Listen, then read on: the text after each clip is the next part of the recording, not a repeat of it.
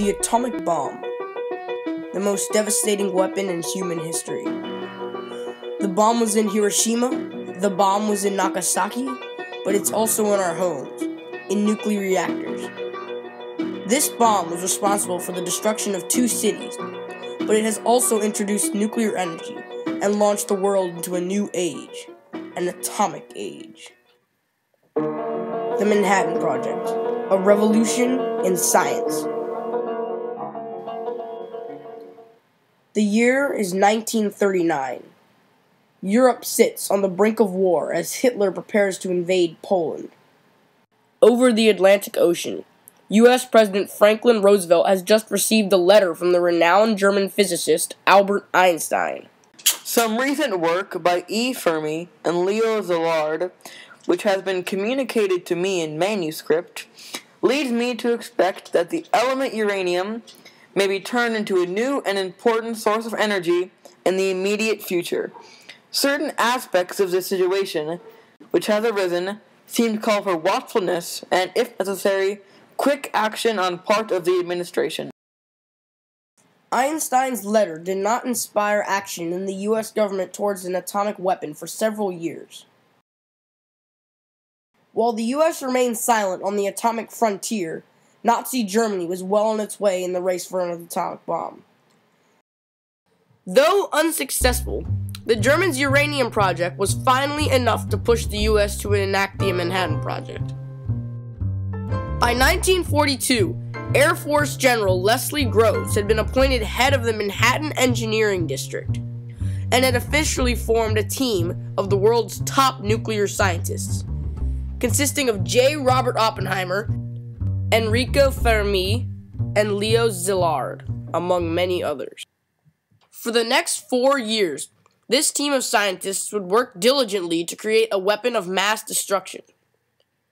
The Manhattan Project's first major victory came a year before its official formation, when one of its top scientists, Enrico Fermi, conducted the first successful controlled nuclear chain reaction in the squash court beneath the University of Chicago's football field, using the device named Chicago Pile 1.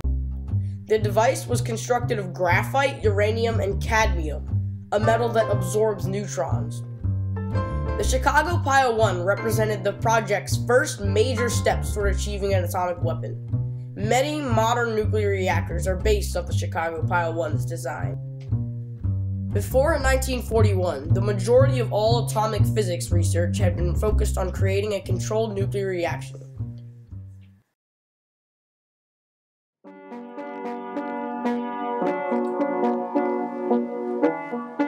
Yesterday, December 7th, 1941, a date which will live in infamy. The United States of America was suddenly and deliberately attacked by naval and air forces of the Empire of Japan. With the lives lost at Pearl Harbor in their minds, the Manhattan Project went to work on creating an atomic weapon. As the project carried on, it became apparent that uranium was far too rare and expensive to be used on a large scale. Faced with a crisis, the Manhattan Project turned to the work done by American physicist Glenn Seaborg. Seaborg had discovered a new element he called plutonium, which would work as a possible substitute for uranium. The Manhattan Project then worked to develop plutonium bombs and uranium bombs. The uranium bomb was called Little Boy because it was both long and skinny. The plutonium bomb was called Fat Man because the bomb required a much larger amount of plutonium to create an equivalent explosion. The 2 devices used in World War II both used nuclear fission as a means of producing an explosion.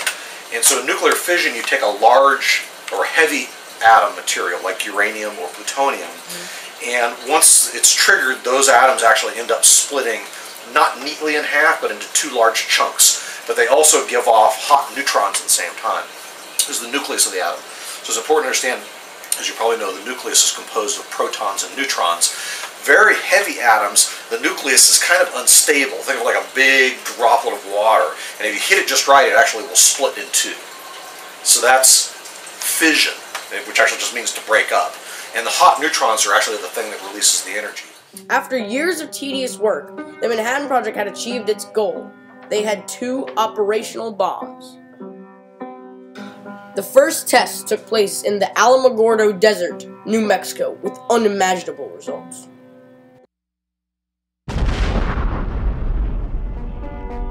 Now I am become death, the destroyer of worlds.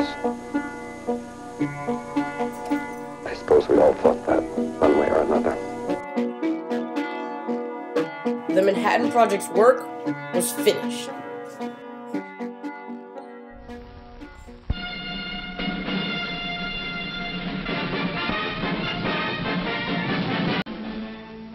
Hiroshima, one of Japan's arsenal cities, was selected as the first to feel the weight of atomic power.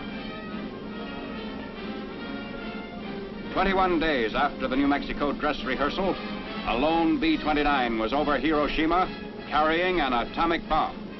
At 8:15 in the morning of August 6, Japanese time, the first atomic bomb hit an enemy target. The bomb shocked the world. They ended World War II, but had devastating effects on warfare and the people of Japan. Einstein hoped that his discoveries could be used for something more than weapons. There is a view, and it's disputed, that nuclear weapons have created stability.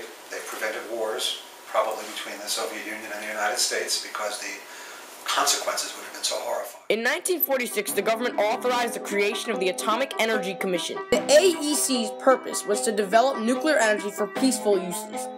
On December 20th, 1951, the AEC's first nuclear breeder reactor finished production and generated the very first electricity from a nuclear reactor.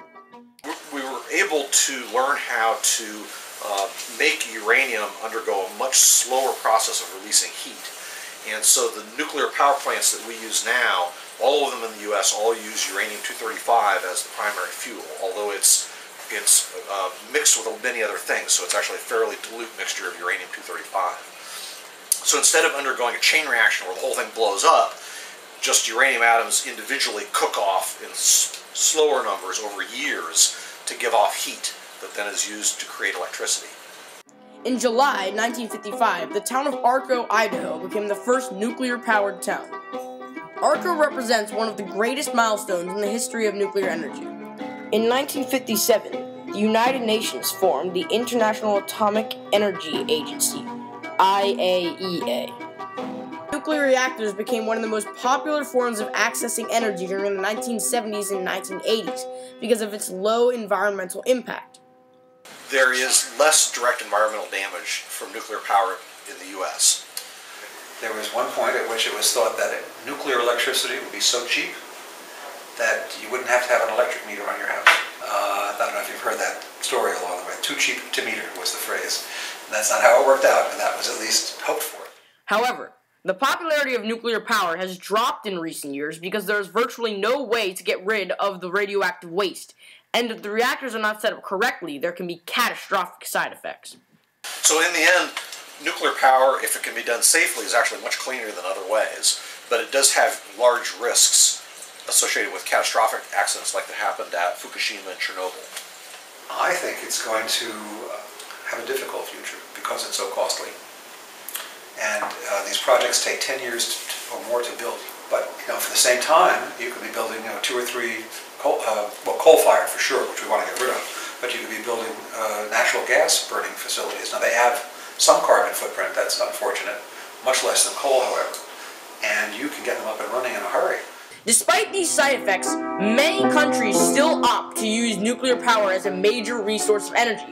In fact, today in the U.S., 22% of our electrical energy comes from nuclear power plants.